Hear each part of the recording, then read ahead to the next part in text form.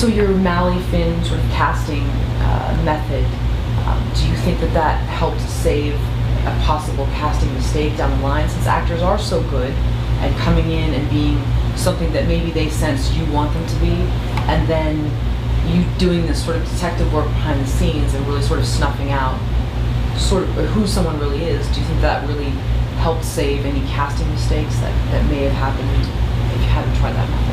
I think so, definitely, because I mean, I always make one, for every movie I make one huge casting mistake. For some reason it's always one person in there where it's like, oh, I wish I had, and then you kind of try to rewrite stuff or kind of zone that out. But I mean, the other thing that you do is that you put the actors together very soon. You kind of get a feeling for one person and you put two actors together and see how their chemistry is. And there you do the same thing. The interesting thing is that actors think the main part of their audition is when the camera is actually switched on. But I think as a director you get much more when the camera is actually off, and you are kind of doing something and they are talking. I know the girl that I have in mind for the main lead, for the female lead, and the guy, they are now just having coffee. They think they have 2 minutes off the record. And that's where you actually listen and see their body language. And when you switch the camera back on, you already know whether that's gonna work or not. So I think it's important that you get these moments where they are unguarded, and they don't put on a show, and they don't already create a character. Because with our style, I almost wanted to print a t-shirt that said no acting allowed. I didn't want them to create a character. I cast them for the character that I wanted, because with the Mally Finn method, you're casting them for who they really are.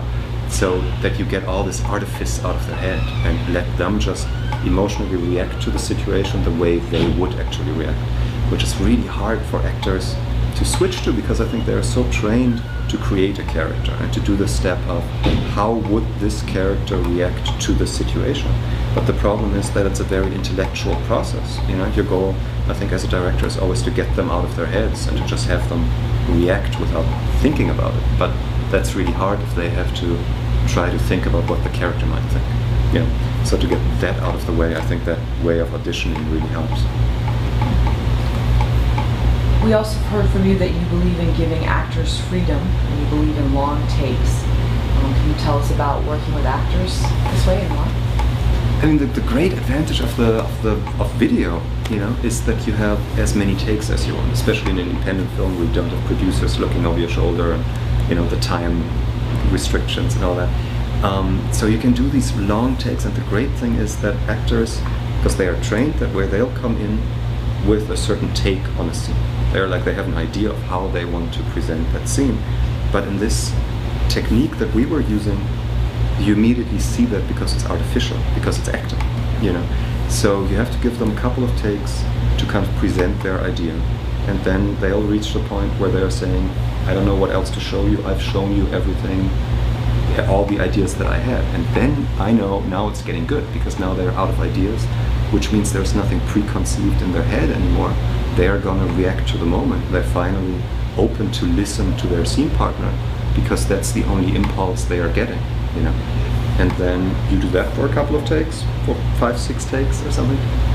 And then you reach the point where they are so exhausted, and they're hot and they are tired and they are angry at you because you're keeping them there, and they know that they have to get to work or back to their fiancé or whatever. And there is a tension that is between them and you that translates beautifully to the screen, because as the director I'm not appearing on the screen, so the audience still sees that tension, but they think it's related to something inside of the scene. And suddenly you get subtlety in their expressions and in these moments where they're it's just a little twitch underneath their eye. I'm always getting so excited because you can't act that stuff. It's not, if the actor now says, I want a twitch underneath my eye, I don't know if you could do that. You have to really get them into that situation where their nerves are so raw that stuff just happens. That you don't need a makeup artist that puts sweat on them because they are sweating by that point, or they really need to go to the bathroom and you don't let them. Everything that creates tension and some kind of inner conflict, I think, does wonders in that style.